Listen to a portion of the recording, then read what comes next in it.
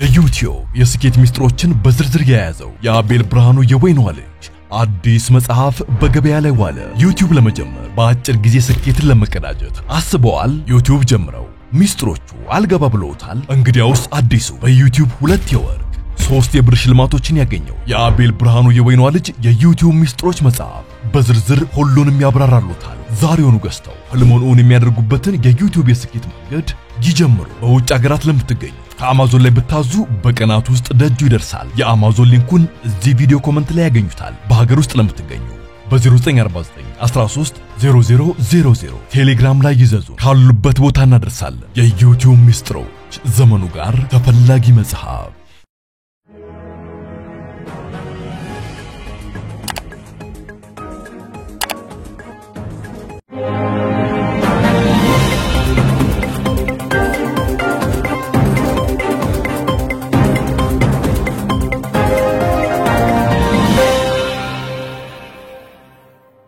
ጤና ይስጥልኝ ክብራትና ክብራን የዩቲዩብ ቻናል ቤተሰቦች የሰዓቱን ሁለት አጫጭር መረጃዎች ይዤ ቀርብ ያለው እስከ ፍጻሜ አብራችሁኝ ቆዩ። ክብራና አድማጮች በዚህ ሰዓት የመረጃ ጊዜ ከምታደምጧቸው አጫጭር ሁለት መረጃዎች መካከል ቀዳሚነት ወደ እናንተ የሚደርሰው አሳሳቢው የህንድና ፓኪስታን ውጥረት ቀጥሏል። ሁለቱም ግዙፍ የጦር መሳሪያዎቻቸውን ወደ ድንበር አስጠግተዋል። ቻይና ፓኪስታንን በመደገፍ በርካታ የጦር መሳሪያዎችን ለፓኪስታን ስትሰጥ፣ እንዲሁ ደግሞ አሜሪካና አጋሮቿ ደግሞ ህንድን በመደገፍ በርካታ መሳሪያዎችን ለህንድ ድጋፍ አድርጋለች። ውጥረቱ በተባባሰበት በአሁኑ ሰዓት ኢራንን ጨምሮ ሌሎችም ገለልተኛ ነን የሚሉ ሀገራት አስቸኳይ ጥሪ እያቀረቡ ነው። የተባበሩት መንግስታት ድርጅት ከፍተኛ ውጥረት መንገሱ እንዳሳሰበው ገልጿል።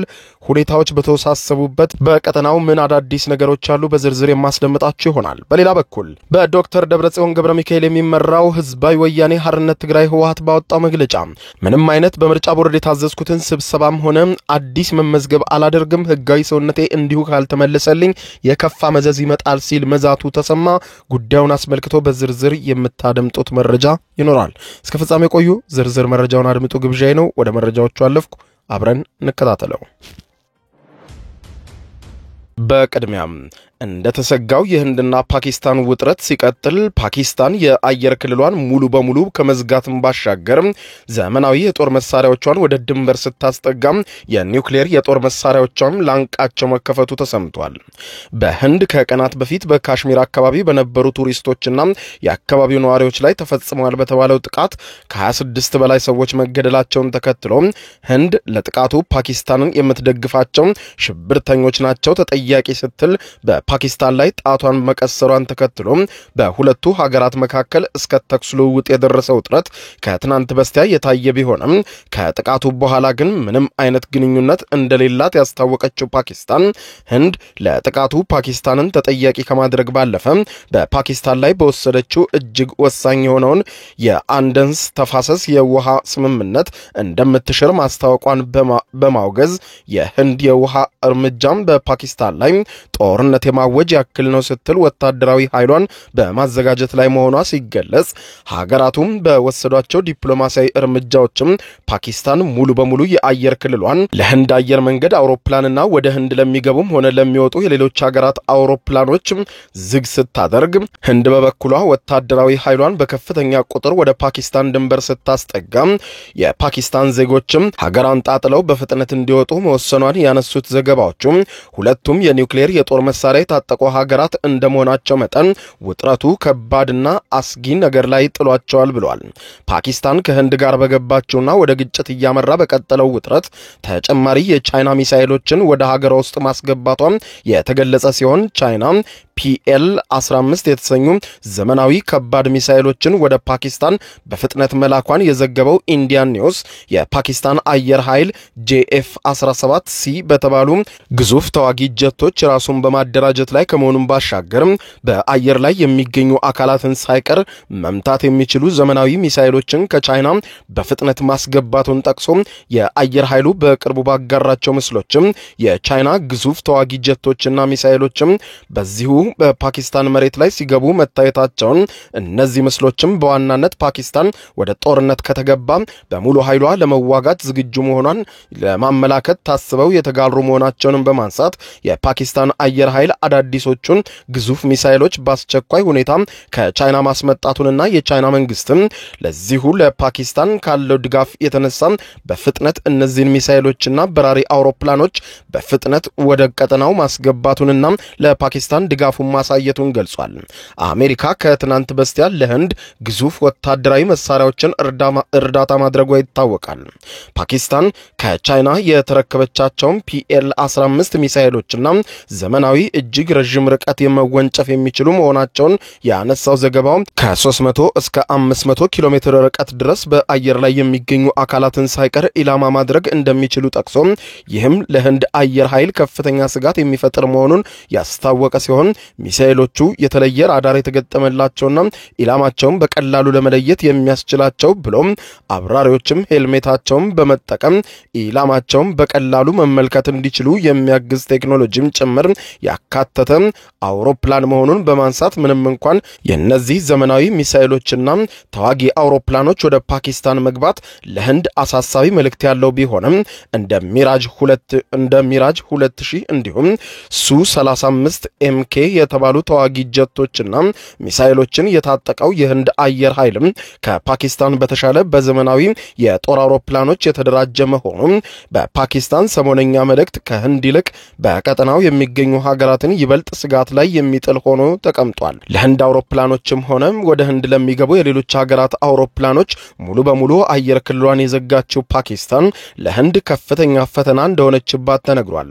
ይኸውም የህንድ አየር መንገዶች አውሮፕላን ረዥም የበረራ ሰዓት እንዲሁም የነዳጅ ወጪና አዳዲስ የአየር መስመሮችን እንዲከተሉ እንዳስገድዳቸው የዘገበው የእንግሊዙ ሮይተርስ ከ6 ዓመታት በፊት በፓኪስታን ተወስዶ በነበረው ተመሳሳይ እርምጃ ህንድ ኪሳራ ደርሶባት እንደነበረ በማስታወስ የፓኪስታን እርምጃን የሚከታተለው የህንድ አየር መንገዶች ኤር ኢንዲያን እንዲሁም ኢንዲጎ ለከፍተኛ ወጪ መዳረጋቸውን በማንሳት በፓኪስታን ውሳኔ መሰረት የአየር ክልሉን የማይጠቀሙት የህንድ አየር መንገዶች አውሮፕላን ብቻ መሆናቸውንና ወደ ህንድ የሚገቡና ከህንድ የሚወጡ የሌሎች አየር መንገዶችም መሆናቸውን ተከትሎ ሌሎች ዓለም አቀፍ አየር መንገዶች በፓኪስታን የአየር ክልል አድርገው ወደ ሀገሮቻቸው መብራር እንደሚችሉ ፓኪስታን ፈቅዳለች።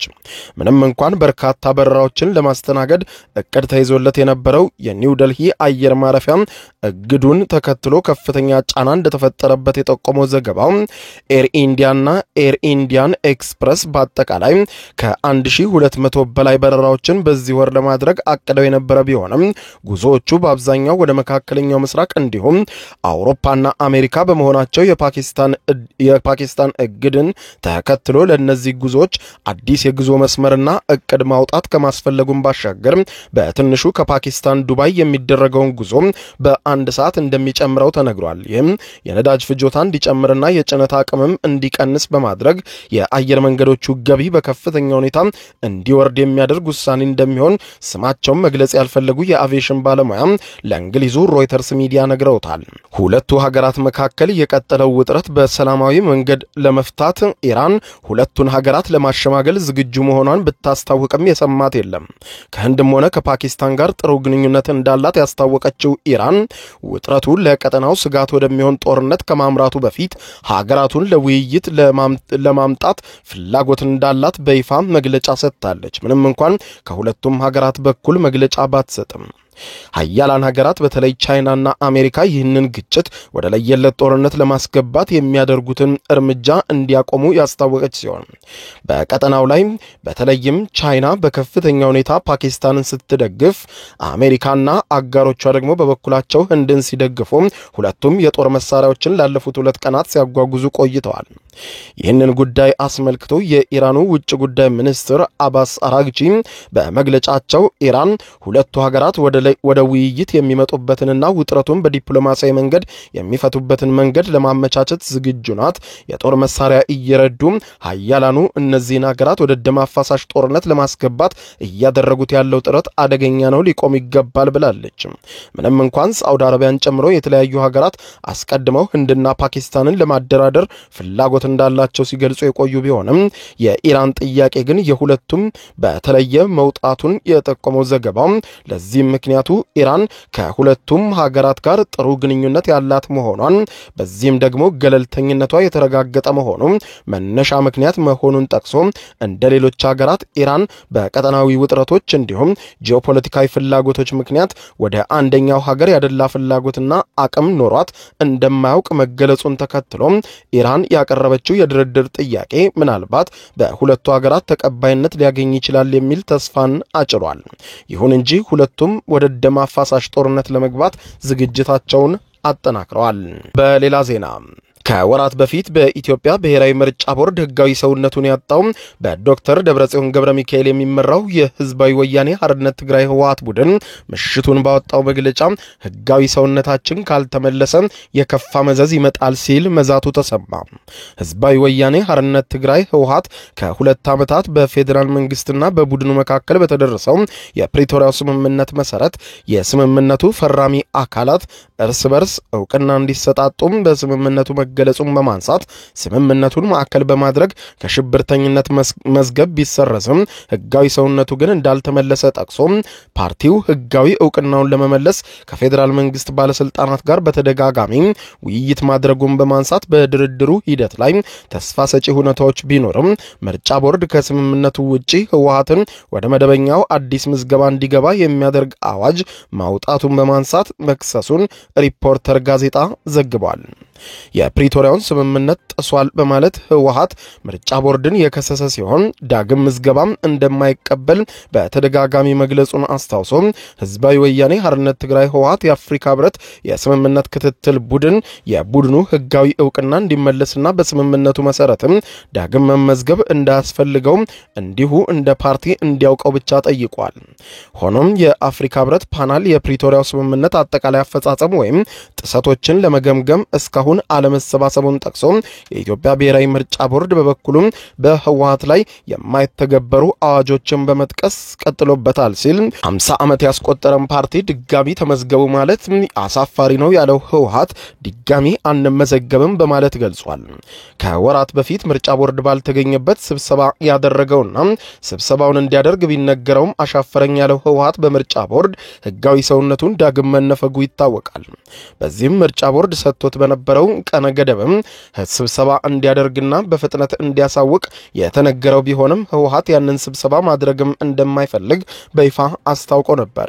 ህወሓት ታዲያም ትናንትና ባወጣው መግለጫ ህጋዊ ሰውነታችን እንዲሁ ካልተመለሰ በስተቀር መዘዙ የከፋ ይሆናል ሲል ዝቷል።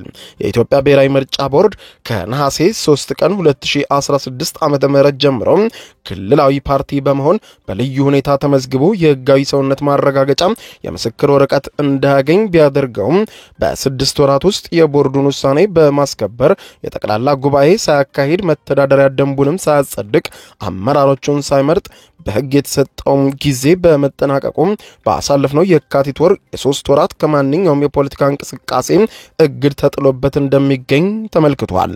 ክቡራን አድማጮች ለሰዓቱ ብታደምጧቸው መልካም ናቸው ያልኳቸው አጫጭር መረጃዎች የሰማችኋቸው ናቸው። ከሰዓታት በኋላ በሌላ መረጃ ተመልሰን እስከምንገናኝ በያለንበት የዓለም ዳር ቸር እንቆይ።